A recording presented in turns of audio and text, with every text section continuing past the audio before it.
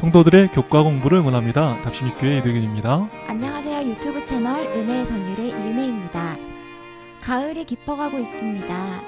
벌써 깊어가는 가을에 저희는 7과 교과, 율법과 은혜로 함께 은혜를 나누도록 하겠습니다. 월요일 교과를 보시겠습니다. 바다의 파도나 캥거루에게 잘 살아야 하는 도덕법이 있을까요? 없지요. 교과의 말씀처럼 그들은 자연의 법칙을 따르고 있습니다. 그럼 하늘의 천사는 어떨까요? 에스겔 28장 15절부터의 말씀을 보시겠습니다. 내가 지음을 받던 날로부터 내 모든 길에 완전하더니 마침내 내게서 불의가 드러났도다. 내 무역이 많음으로 내 가운데 강포가 가득하여 내가 범죄하였도다. 너 지키는 그루바, 그러므로 내가 너를 더럽게 여겨 하나님의 산에서 쫓아내고 불타는 돌들 사이에서 멸하였도다. 하늘의 법이 없다면 불의, 범죄라는 단어가 사용될 수 없을 것입니다. 불의, 범죄라는 단어가 사용되는 것을 보아 하늘에서도 법이 있는 것을 알게 되는 것입니다. 이 땅에서 아무리 법을 바꾼다 하더라도 율법은 하늘의 원칙이며 여전히 세상을 통치하는 하나님의 원칙이기도 한 것입니다. 많은 이들이 율법을 희미하게 하면 구원받기에 유리하다고 생각하는 것 같습니다. 그런데 그 반대입니다. 율법을 제대로 이해하게 될 때 오히려 성경이 말하는 참된 구원의 길을 발견하게 되는 것입니다. 오늘의 교과의 이해를 돕기 위해서 성경절 몇 절을 먼저 살펴보도록 하겠습니다. 야고보서 2장 10절의 말씀입니다. 누구든지 온 율법을 지키다가 그 하나에 거치면 모두 범한 자가 되나니. 온 율법을 잘 지켰습니다. 그런데 하나를 범한 거예요. 그럼 어떻게 되죠? 모두 범한 자가 되는 것입니다. 갈라디아서 3장 10절의 말씀 보시죠. 무릇 율법 행위에 속한 자들은 저주 아래 있나니 기록된 바 누구든지 율법책에 기록된 대로 온갖 일을 항상 행하지 아니하는 자는 저주 아래에 있는 자라 하였습니다. 율법은 everything, 온갖 일을 continue, 항상 하지 않으면 everyone, 누구든지 저주 아래에 있다고 선언하고 있습니다. 누구든지 예외가 없습니다. 온갖 일을 항상 해야지만 정말 율법의 저주에서 해방되는 것입니다. 여기서 나는 율법으로 구원받을 수 있어 라고 말할 사람이 있겠습니까? 다 지키다가 하나만 어기면 모두 범한 자하고 똑같은데, 잘 산 사람이나 죄인이나 율법의 기준으로 보면 똑같은 것입니다. 다 죄인인 것이죠. 그래서 로마서 3장 20절은 이렇게 이야기하고 있습니다. 그러므로 율법의 행위로 그의 앞에 의롭다 하심을 얻을 육체가 없나니. 율법의 행위로 그의 앞에 의롭다 하심을 얻을 육체가 있나니 없나니. 없나니. 다시요. 율법의 행위로 그의 앞에 의롭다 하심을 얻을 육체가 있나니 없나니. 없나니. 그런데 많은 분들이 이걸 있나니라고 읽는 분들이 계신 것 같습니다. 그러다 보니까 이게 좀 잘 산 것 같으면 구원의 확신이 있다가도 좀 못 살면 나는 안 되겠구나 하고 구원의 확신에서 멀어지는 것입니다. 아무리 잘 살았어도 죄송하지만 율법의 행위로는 의롭다 하심을 얻을 육체가 없습니다. 우리는 율법이 오면 절망적인 사람이 되는 것입니다. 그러나 이 절망 가운데 우리는 참다운 소망을 발견하게 되는 것입니다. 다음 절인 로마서 3장 21절의 말씀 보시죠. 이제는 율법 외에 하나님의 한 의가 나타났으니 율법과 선지자들에게 증거를 받은 것이라. 곧 예수 그리스도를 믿음으로 말미암아 모든 믿는 자에게 미치는 하나님의 의니 차별이 없느니라. 여기 보면 하나님의 한 의가 나타났다고 했습니다. 하나님의 의 하면 이게 하나님이 가진 거죠. 예를 들어 보면 저의 볼펜입니다. 이건 누구 거죠? 목사님 거. 네, 저의 노트북 하면 목사님 거. 네, 이거 나의 마이크 그럼 누구 거죠? 목사님 거. 맞습니다. 그럼 하나님의 의하면 누구 겁니까? 하나님 겁니다. 하나님의 의로 우리가 구원을 받는 거죠. 우리의 의가 아니라 하나님의 의로 구원을 받는 것입니다. 그럼 하나님의 의란 구체적으로 무엇일까요? 로마서 3장 25절은 하나님의 의에 대해서 이렇게 잘 설명하고 있습니다. 한번 보실까요? 이 예수를 하나님이 그의 피로 인하여 믿음으로 말미암는 화목 제물로 세우셨으니 이는 하나님께서 길이 참으시는 중에 전에 지은 죄를 간과하심으로 자기의 의로우심을 나타내려 하심이니 곧 이때에 자기의 의로우심을 나타내사 자기도 의로우시며 또한 예수 믿는 자를 의롭다 하려 하심이니라. 말이 좀 어렵지요?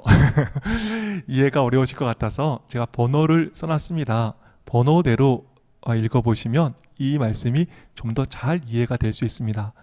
먼저 첫 번째 거 한번 먼저 읽어볼까요? 하나님께서 길이 참으시는 중에 전에 지은 죄를 간과하심으로. 이 간과란 말이 나오는데요. 영어로는 패스오버입니다. 애굽의 모든 장자가 죽던 때에 문설주의 피를 바르면 어떻게 했죠? 죽음의 청사가 그 집을 지나가고 넘어갔습니다. 패스오버했습니다. 지나가고 넘어가고. 그래서 지나갈 유에 넘어갈 월 해서 그날을 유월절 이렇게 부르는 것입니다. 똑같이 우리가 하나님의 사랑을 입은 사람으로서 하나님께서 죄를 지은 사람은 죽여야 하는데 어떻게 했죠? 지나가고 넘어갔습니다. 죄를 지은 우리를 지나가고 넘어갔지요. 사랑했기 때문에. 그러니 어떤 문제가 생겼습니까? 2번 보니까 자기의 의로우심을 나타내려 하심이니. 그렇습니다. 하나님께서 전에 지은 죄를 간과하심으로 자기의 의로우심을 나타낼 필요가 생기셨습니다. 아는 사람이라고 봐주는구나. 하나님이 공의롭지 않네. 그래서 자기의 의로우심을 하나님께서 나타낼 필요가 생기셨습니다. 아쉬울 게 없는 분이 우리 하나님이십니다. 공궁한 분이 아니십니다. 그런데 우리와 연루되셔서 이렇게 공궁해지셨습니다. 그래서 자기의 의로우심을 나타낼 필요가 있으신 하나님께서 어떻게 하셨지요? 3번 보시지요. 이 예수를 하나님이 그의 피로 인하여 믿음으로 말미암는 화목제물로 세우셨으니. 아들을 십자가에서 화목 제물로 세우심으로, 즉 십자가에 예수님을 우리의 죄를 대신하여 돌아가게 하심으로 우리의 죄의 값을 치러 주셨습니다. 그 결과 어떻게 되었죠? 곧 이때에 자기의 의로우심을 나타내사 자기도 의로우시며 또한 예수 믿는 자를 의롭다 하려 하심니라. 이때는 언제입니까? 예수님을 십자가에 못 박은 때입니다. 예수님을 십자가에 못 박음으로 우리의 죄를 지나가고 넘어감에도 여전히 의로울 수 있는 하나님의 의로 우리는 구원받을 수 있게 된 것입니다. 내가 뭘 잘해서 구원받는 게 아닙니다. 잘 산 사람이나 잘 못 산 사람이나 우리는 똑같은 죄인입니다. 율법의 행위로 의롭다 하심을 얻을 사람은 하나도 없습니다. 우리가 구원받는 것은 무엇 때문입니까? 전적으로 하나님의 의로움 때문에 우리가 구원받는 것입니다.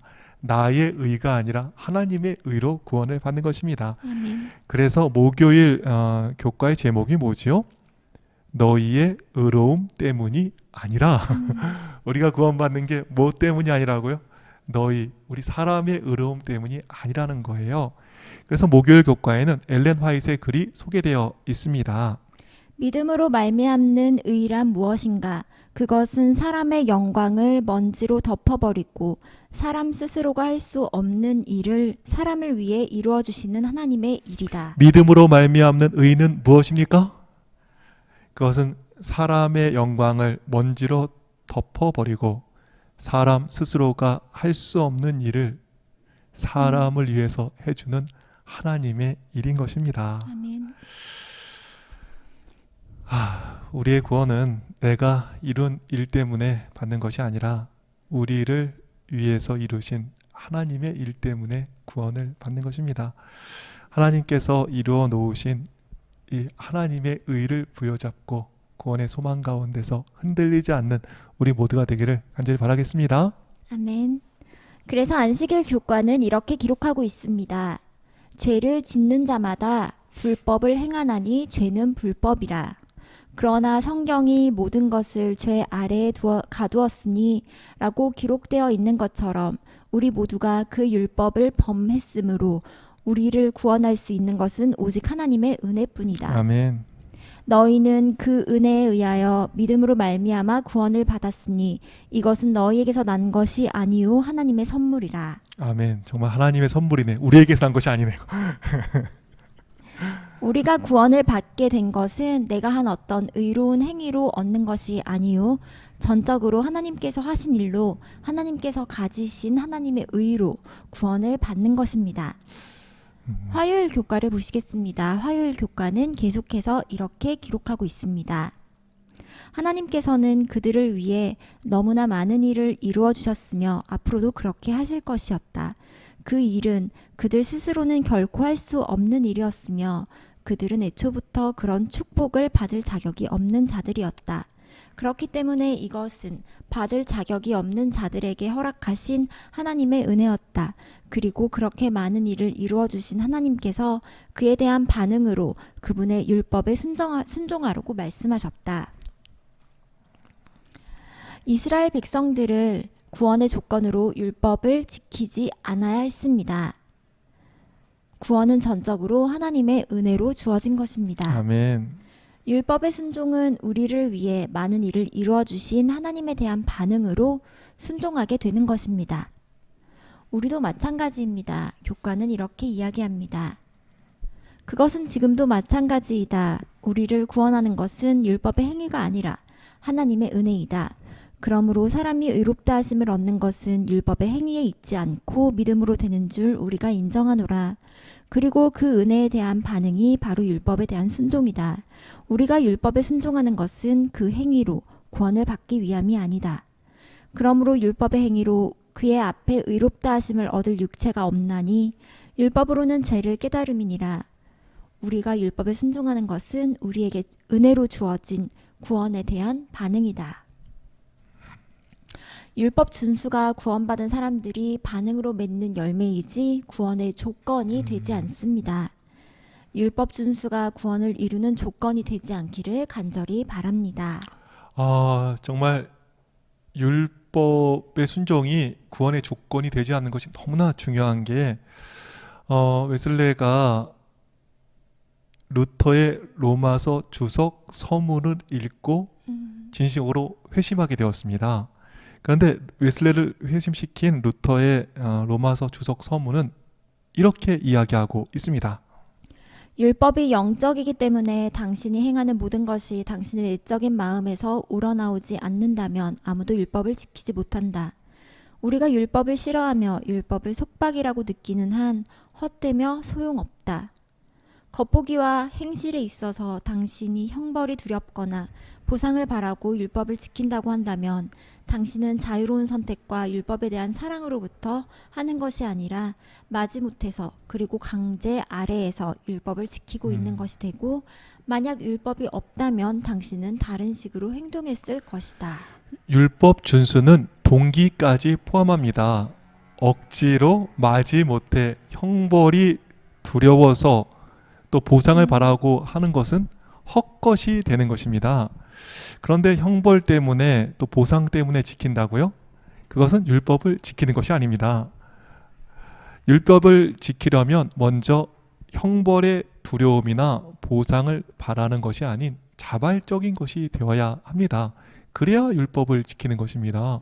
겉으로만 지킨다고 지키는 게 아니잖아요. 정말 동기가 중요한 것입니다.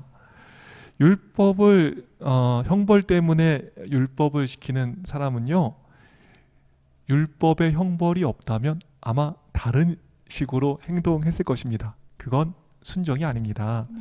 기회가 되고 힘이 주어진다면 그는 율법을 파괴할 자인 것입니다. 그렇기에 지금 구원의 확신 속에 있는 사람이 계속해서 구원의 확신 가운데 사는 사람만이 자발적 동기까지 요구하시는 율법을 지킬 수 있게 되는 것입니다. 겉으로 지키나 율법을 속으로 미워하고 겉으로 지키나 형벌이 없으면 다른 식으로 행동하는 사람들은 율법을 지키지 못합니다. 율법 안에서 구원에 대한 확신 속에 거하는 사람만이 자발적으로 지킬 수 있게 된 것입니다. 율법의 저주로부터 이미 해방된 사람이 자발적 마음으로 참으로 율법을 지킬 수 있게 되는 것입니다. 그래서 루터의 로마서 주석 서문 한 말씀을 더 읽어드리고 싶습니다.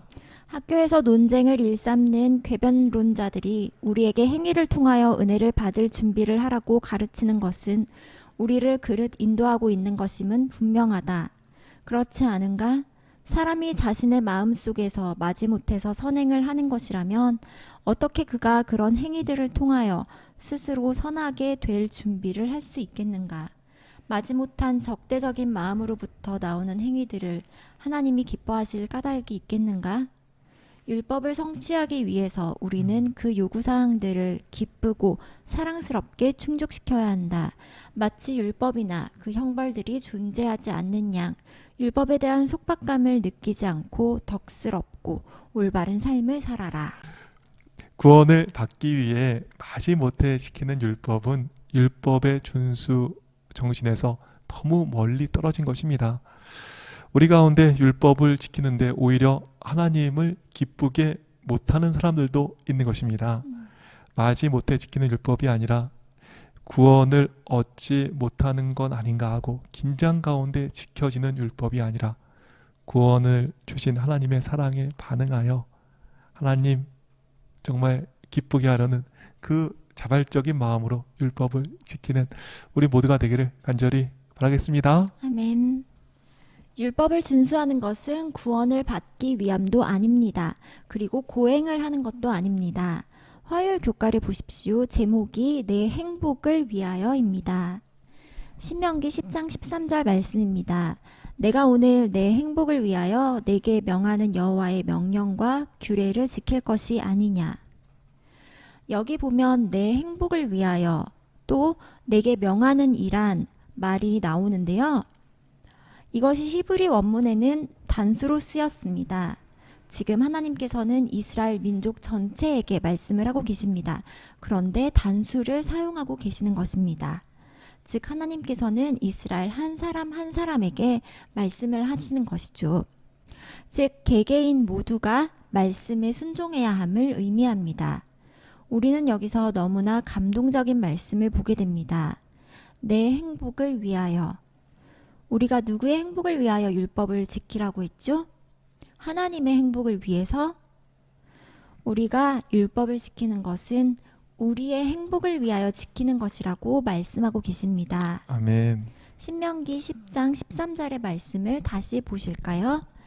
내가 오늘 내 행복을 위하여 내게 명하는 여호와의 명령과 규례를 지킬 것이 아니냐. 하나님께서는 우리를 만드셨습니다. 그렇기에 우리에게 가장 좋은 것이 무엇인지를 알고 계십니다. 십계명을 순종하는 것은 우리의 행복을 위한 것입니다. 교과의 저자는 이 말씀을 잊을 수 없다고 이야기했는데 저도 이 말씀을 못 잊을 것 같습니다. 내가 오늘 내 행복을 위하여 내게 명하는 여호와의 명령과 규례를 지킬 것이 아니냐. 하나님의 말씀에 순종하는 가운데 참다운 행복을 이루는 모두가 되시기를 바랍니다. 네. 정말 가을이 깊어가네요. 네. 이 깊어가는 가을에 머리 쫑기셨네요. 쫑머리는 해봤습니다. 네, 머리 많이 기르셨습니다. 벌써 세월이 참 빠르네요. 네. 네. 수요일 교과를 살펴야 되는데, 네. 이 창조의 기념일로 또 구원의 기념일로 안식일을 지키는 것에 대해서 말씀이 나와 있습니다. 몇 주 전에 안식일의 쉼에 대해서 저희가 또 살펴보았기 때문에 한 번씩 읽어보시면 될 것 같습니다. 오늘 말씀 정리해 주실까요? 네, 머리 쫑기신 은혜 교수님께서 잘 설명해 주시겠습니다. 네, 제가 잘 설명해 드리겠습니다. 하늘에도 불의와 범죄라는 말이 있습니다. 즉 율법은 하늘의 원칙이며 여전히 세상을 통치하는 하나님의 원칙이기도 한 것입니다. 그리고 율법을 제대로 이해하게 될 때 우리는 하나님의 의만이 나를 구원하는 것임을 알게 됩니다. 그리고 율법에 대한 순종은 구원을 얻기 위한 것이 아니라 하나님께서 주신 구원에 대한 반응으로 되어지는 것을 살펴보았습니다. 순종이 구원의 조건이 아니라 구원의 반응이 될 때 참다운 율법 준수가 이루어지는 것입니다.